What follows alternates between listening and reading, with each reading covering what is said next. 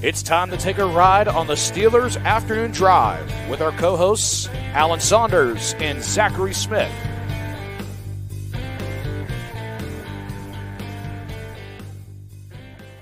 Welcome back to another episode of Steelers Afternoon Drive. I'm Zachary Smith. That is Alan Saunders on a Tomlin Tuesday. Alan, how we feeling? Feeling good. Got to talk to Mike today. Got some things explained that I feel like we as a media crew did not do a very good job of getting answered on Sunday. So I feel like that was good. And yeah, I'm no longer like unfamiliar with what time zone I'm in. That also helps. That definitely helps. I wonder if the Chargers feel the same way. I mean, they're staying on this side of the country, I guess, to make sure that they don't have to get reacclimated next week. They're staying in Carolina, right? Yep. Somewhere in Carolina. Yeah. To make sure that's the case. So that's interesting. But you said you got some, clarification. What do you mean by that? Well, I mean, just about like what the idea, why they were thinking about rotating tackles, because to me, that was the question that like we needed to ask after the game. And I was in the locker room. I wasn't in Mike Tomlin's press conference. And, when I'm traveling by myself, I don't have any help. I kind of have to make that decision of what I want to do. You can't do both. And, it almost never makes more sense to go to talk to Tomlin. I need the video here for you guys on the YouTube channel of the players in the locker room. And I think we miss out on a lot of things because I think most other reporters make that decision. They end up with like one or two people in there trying to ask questions to Tomlin. I don't think we did a particularly good job of it. So, yeah, I feel like we needed an explanation of what the idea was of rotating tackles. And I don't think it was a good one. I mean, I guess Tomlin did give the explanation of he wasn't sure he trusted Troy Fautanu's conditioning, him having, just coming back from the injury, also it being in Denver and it being his first game. I guess I get it. They trusted Zach Frazier's conditioning his first game. I mean, I guess he wasn't coming back off an injury. I don't know. To me, that sounds like some nonsense. I don't really buy that as an excuse or a reason.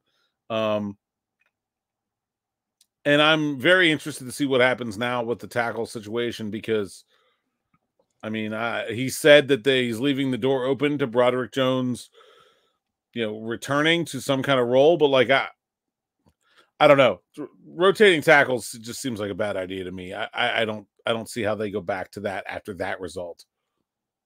I was sitting here thinking, Troy Fautanu, because I would put more credence into the climate there, the Denver, like with the elevation, stuff like that.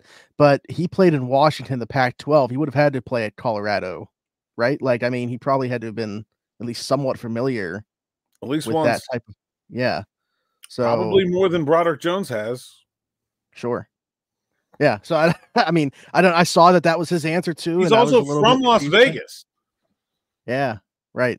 Yeah. I don't know. I'd be curious as to I mean, it's not Denver, but certainly higher elevation than 2,000 feet up is a mountain around here.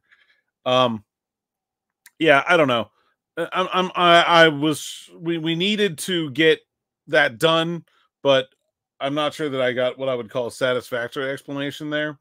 And then,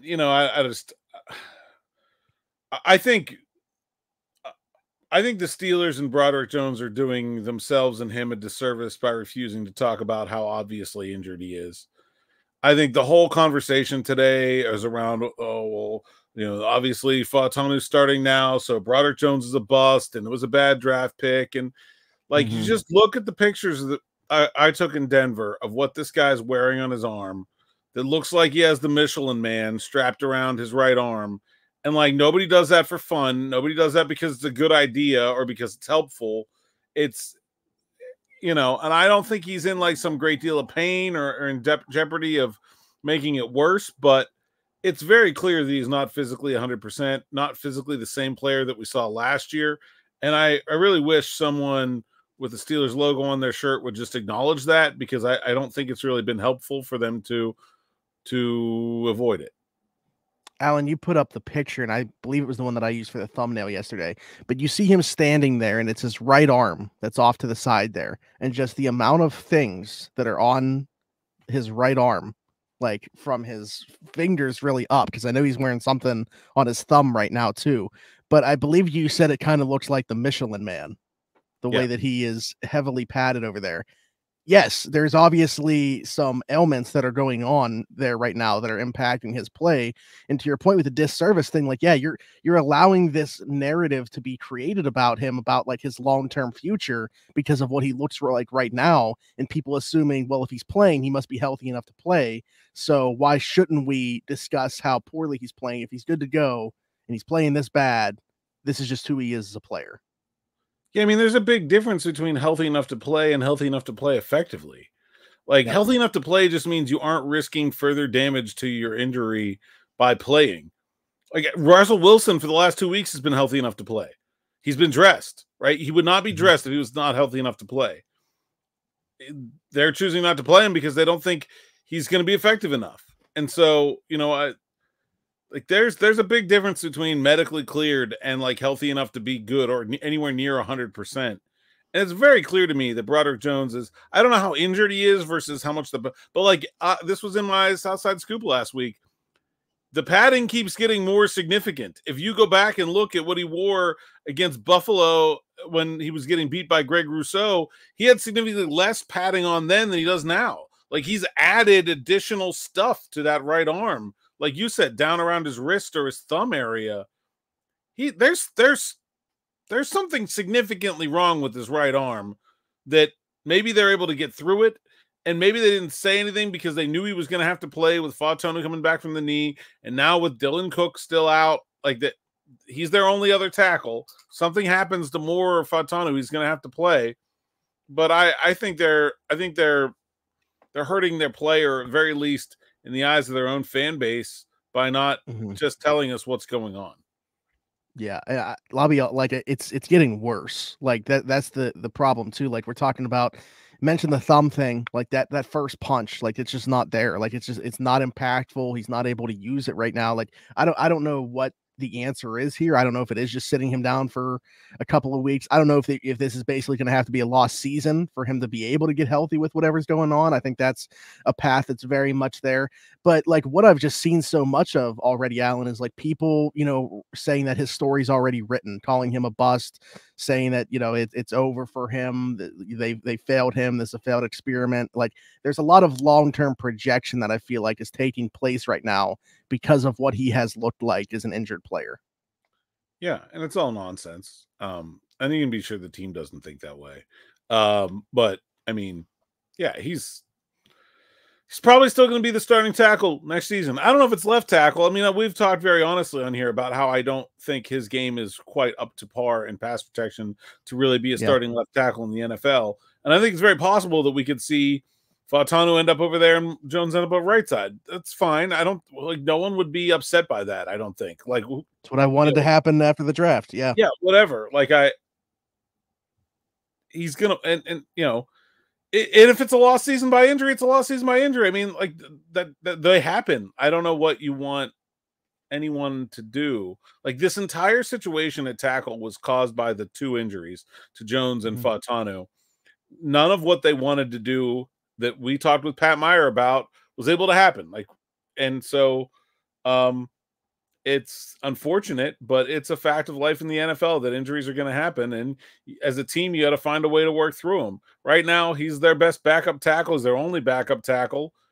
Spencer Anderson's starting at guard. Like, you can't use him as your backup tackle. So, you know, I think they've got to find a way to get through it. But I think this is where, like, I think the fan logic, like, everyone would have felt better about Cam Hayward if he hadn't come back early from his injury and they hadn't witnessed him at less than 100%.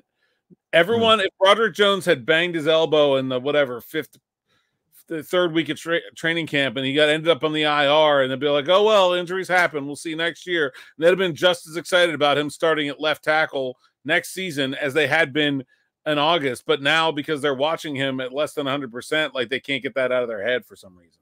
Like he's never going to go back to being this player. to it being at least the player that we saw last year, if not significantly better, since the player we saw last year was a 21-year-old with 13 games of experience above the high school level under his belt. Like, he's like,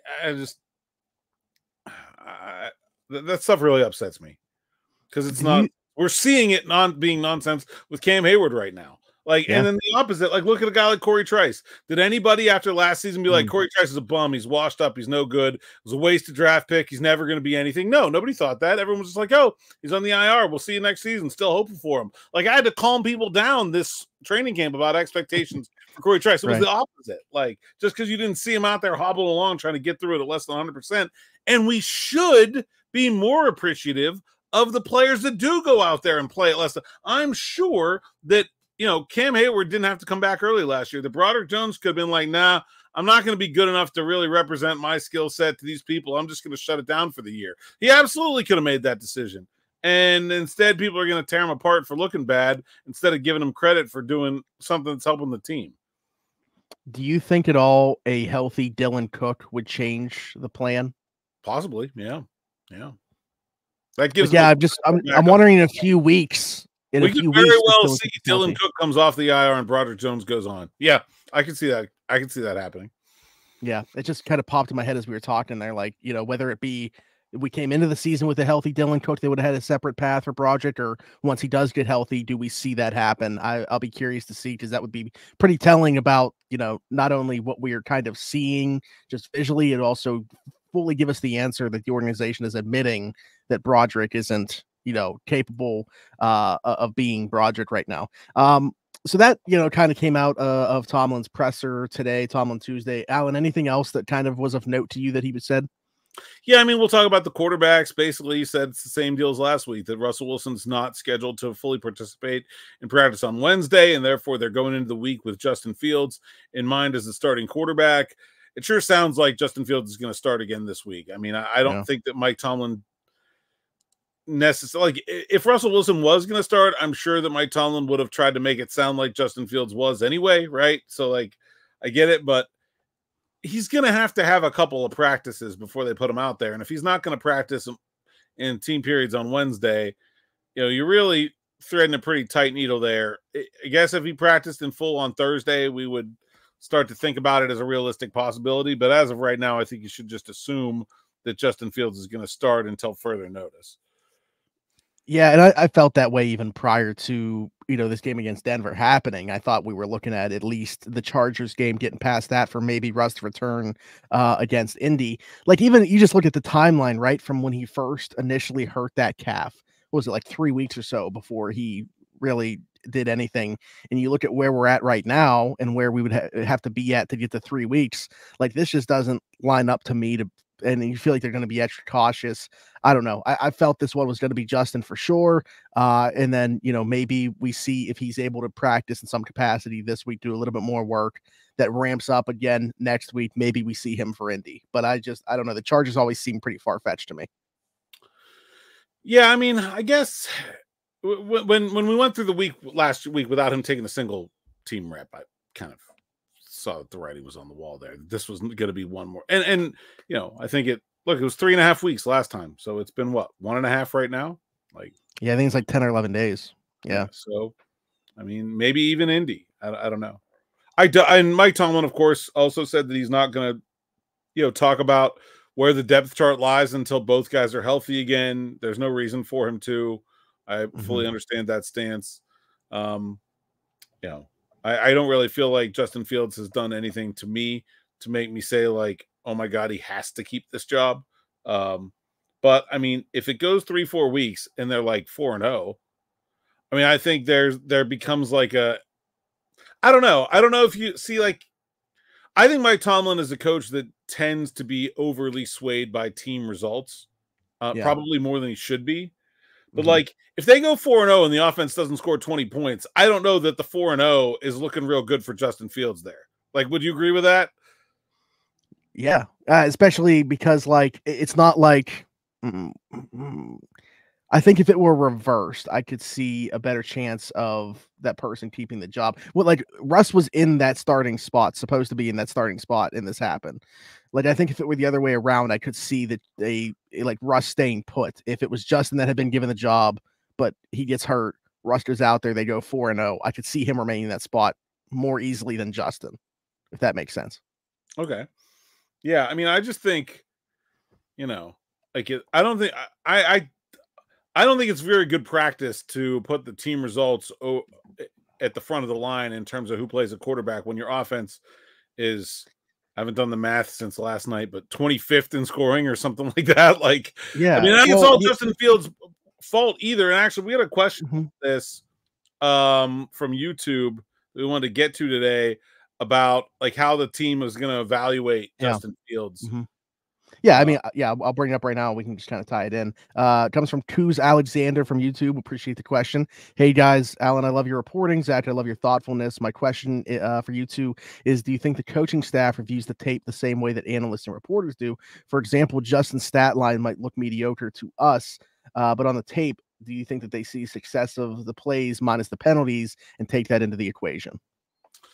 Well, I would like to think that I evaluate the tape similarly to the coaching staff. The difference is they know the play call and I don't, right? So they have a better idea of exactly what was supposed to be done. I just kind of have to inference what was supposed to be done. I can use my knowledge about what they usually do in situations like that and what everyone else is doing. But like there are some times where it fails me, right? Like I can't look at, we talked about this yesterday, the guard and the center screwing up a silent count and tell you whether it was the guard or the center. A coach would be able to do that, right? I can't really look at Justin Fields missing a receiver that was open and say, oh, he should have gotten to that read or not. Like, I don't know what order he's supposed to read them in, Now I can inference the first one he looks at. Not too many quarterbacks miss their first read. Like usually you have a pretty good idea. The first one he looks at was supposed to be the first read. After that, maybe he read it wrong. Maybe he read it the wrong direction. So I think they're certainly doing a better job of it than I am, but I don't, and I don't think statistics really matter when you're talking about evaluating the film. Yeah. Like, sure, that play to George Pickens doesn't count. Actually, both of them, the touchdown and the long play down the sideline, but you're still going to evaluate those like they did when you're breaking down film because, they matter. Everyone on the field was still trying. So I don't know though, like the crux of that question is, does the film tell you more about Justin Fields than the stats do? And I think like the stats looked worse against Denver than they did against Atlanta. And I would actually flip those. I thought as a passer, Justin Fields was better in Denver. He was a more impactful runner in Atlanta, but as a passer, I thought he was better, even though the numbers didn't bear that out. But I mean, I don't think it's so much better on film that it's like, oh my God, this like it's still pretty mediocre offensive performance overall. And I'm not seeing anything groundbreaking from the quarterback. He is not turning the ball over. So that's a big positive for him and for the team. But that's sort of like evaluating an Olympic sprinter on whether or not they tripped coming out of the starting block. Like that is a disqualifier. That does not make you good. Yeah, it's interesting. I'm glad you brought up the play to Pickens that didn't count, that deep shot, because that's the one I was going to bring up, that if you're just looking at the box score, obviously you're not going to see. If you just look at the stats, you're not going to see that. But obviously they see it on tape, and it wasn't something that he did wrong that was the reason that play didn't count. So you would like to think that that's still going to be taken into consideration when watching him. But I was going to ask you as well, just because we're having this conversation now, and I feel like it got brought up a little bit maybe after the game when we were talking, but you had a conversation with somebody on Twitter and said about playing a backup quarterback, and they kind of took issue with you saying the word backup, but they're using a backup quarterback game plan very clearly, and just the handling of him. Being that that's the case still, do you expect that would change at all going into this game against the Chargers? And if not, does that kind of tell you the direction they're going anyways? Or do you think that is still kind of up in the air for Justin to be able to take control of this job? I don't know. I don't really have a good read on what to expect there. Okay. Maybe I'll know more after watching some practice this week.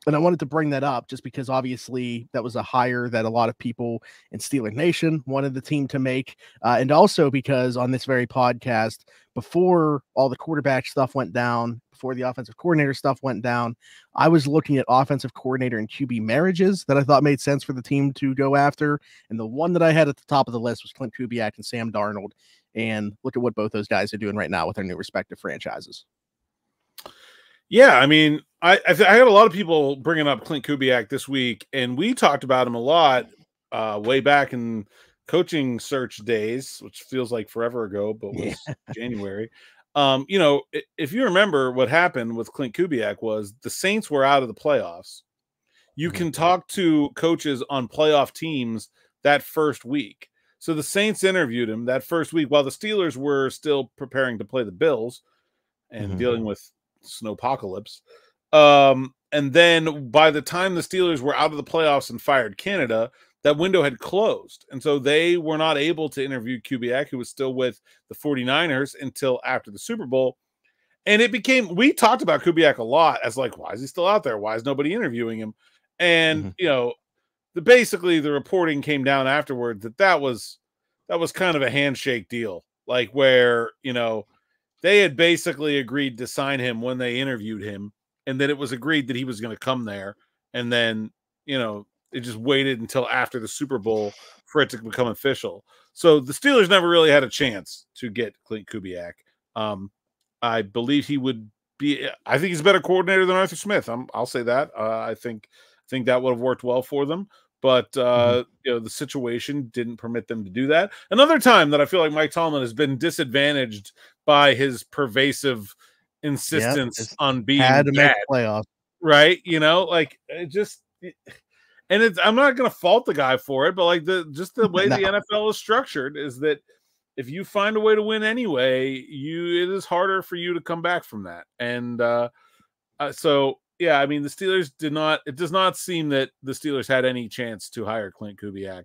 So you can stop with your teeth gnashing about him being a better coordinator than Arthur Smith, which I believe, but I don't think they had any chance at him.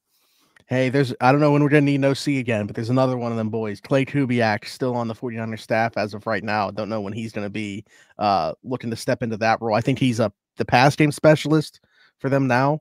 But I'm just saying, I was going to ask you though, because you looked at the roster right now, and you know, good OCs are going to make things work. It's not like New Orleans has a stellar roster that Clint's working with over there, but do you feel like the personnel would have to be different, or do you think that it would be different if that would have been the route that they would have been able to go?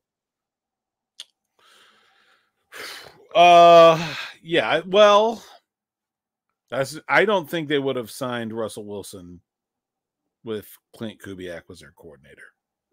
Maybe. Maybe. I don't know. That's an interesting question. Yeah, I'm just looking at the way the roster is right now and thinking, like, would this still be the roster if that's the route they would have gone, or what if he needed other pieces? I don't think Russell Wilson is a perfect fit for that scheme, but I'm having a hard time remembering who was still available. It's like, what were the other options? Like, I mean, it was Cousins, obviously. Sam Darnold. Jimmy Garoppolo, who's still hurt. Yeah. Tannehill, who's still a free agent. Yeah. Jacoby Brissett. Yeah. Yes. Jacoby was out there. I mean, maybe you could make an argument that like Jacoby Brissett or Gardner Minshew. Okay, that would have been a better fit for that scheme than Russ, probably. I would think.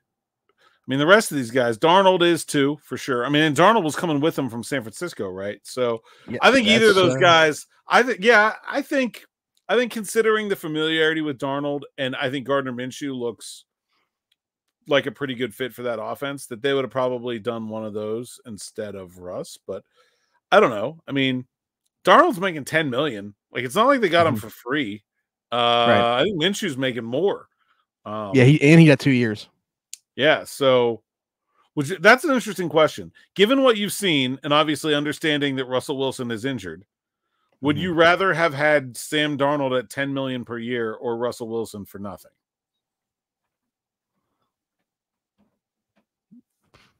Sam Darnold. I don't know. I mean, 10 million. I didn't think that's where you would go with that question. Yeah, 10 million's a lot. I mean, that's that. We had Trubisky at 8. I mean, that's like their entire free agent class. Like, really, the cap hit this for Patrick Queen is 6.1. Deshaun Elliott is 2.2, and Dante Jackson is 6. Okay, so I mean, like, would you rather have,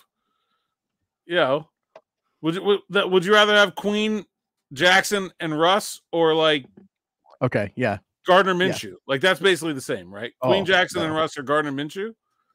Yeah, I think Jackson and Russ. Yeah, I agree. That's interesting. I do. It's interesting to think about. Yeah, I thought you were going to ask if I would have because you said that right after coming off the heels of me saying that Gardner had 2 years in LV. So I thought you were going to ask if I would have wanted any of these quarterbacks to be under contract for 2 years, Fields or Russ. None of these guys I would want under even like Minshew signed for 2 years. That's Tyrod Taylor signed for 2 years too, and I'm like, oh, why? That's interesting. Yeah, because my thought process was if you don't see anything from these guys. Got 2 years. Wow. I mean, that one I really don't understand. Yeah.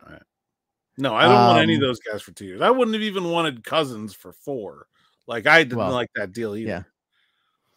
Right. I think for me, it's just if neither one of these guys show you anything, I know it's not what people want to hear, but you can at least, wipe your hands clean, start fresh at the position. And that's where I've kind of been at. So, 100%. All right. Anything else? Yeah, we got decorating to do here.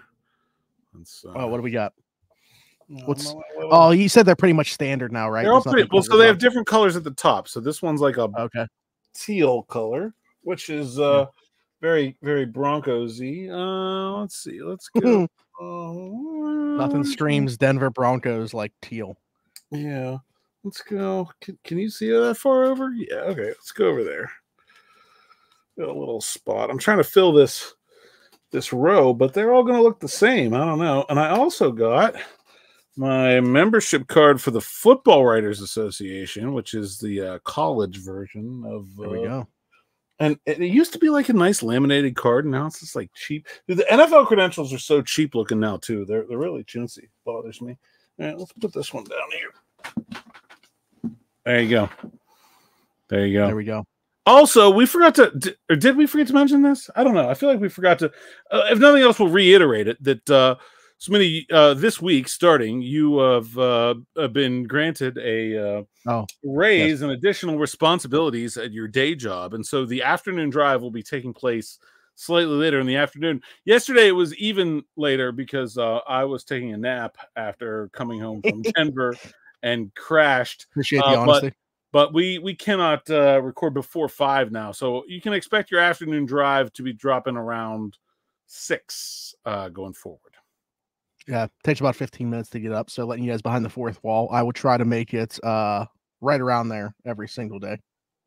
Commitment to the grind. Alan, other than at Acrisure Shore Stadium on Sunday versus the LA Chargers, tell the people they can find you. At @Saunders_PGH on X, Instagram, and TikTok. PGH Steelers Now is the site's account, SteelersNow.com. Go there, please read the words so that I can get paid and sign up for SN Plus because I really get paid for that. And you can use promo code Allen10 and pay almost nothing for the best content for myself, Derek Bell. You'd have known about the Michelin Man on Broderick Jones's arm last week if you had signed up for SN Plus. So go do that. And Derek is having a story come out tomorrow, so you can get ahead of everybody else. And there you go. Yeah. There we go. Comment down below any thoughts about what we talked about on today's episode, a question for a future episode, all that good stuff. And if you're listening somewhere else, leave us a 5-star review and subscribe over there. Apple, Spotify, wherever your podcast from. You can find us there. And you can also find us on TikTok, Steelers Afternoon Drive. You can find me everywhere, Zachary Smith, PGH. For Alan Saunders and myself, thanks for jumping in. Take another ride on the Steelers Afternoon Drive.